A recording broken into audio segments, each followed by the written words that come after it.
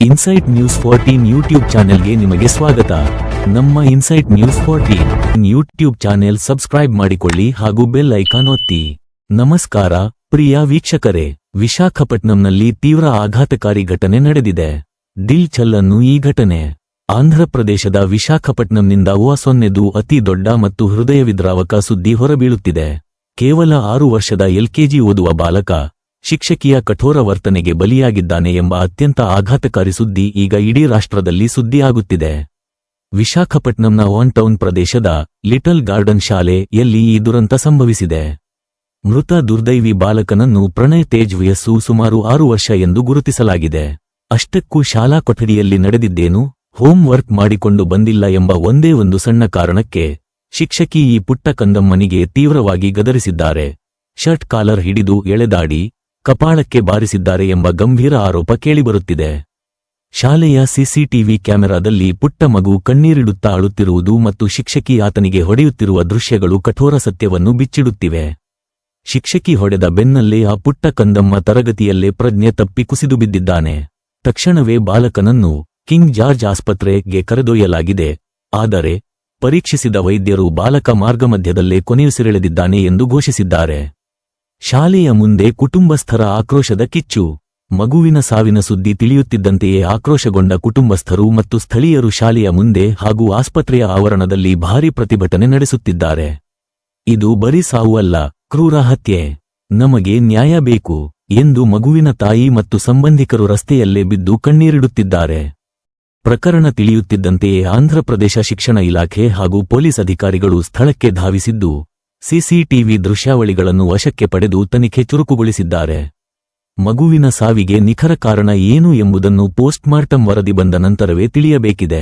ಪ್ರಿಯ ವೀಕ್ಷಕರೇ, ಸಣ್ಣ ಮಕ್ಕಳಿಗೆ ಹೆದರಿಸುವಾಗ ಅಥವಾ ಅವರಿಗೆ ತಪ್ಪ ಮಾಡಿದಾಗ ಪಾಠ ಕಲಿಸುವಾಗ ಸ್ವಲ್ಪ ಮೃದು ಸ್ವಭಾವದಿಂದ ಕಲಿಸಬೇಕಿದೆ. ತನಗೆ ಹಕ್ಕು ಸಿಕ್ಕಿದೆ ಎಂಬ ಕಾರಣಕ್ಕೆ ಕೆಲ ಶಿಕ್ಷಕರು ಇಂತಹ ಕಠೋರತನದಿಂದ ಪುಟ್ಟ ಮಕ್ಕಳಿಗೆ ವರ್ತಿಸಿದರೆ ಅದು ತಪ್ಪು.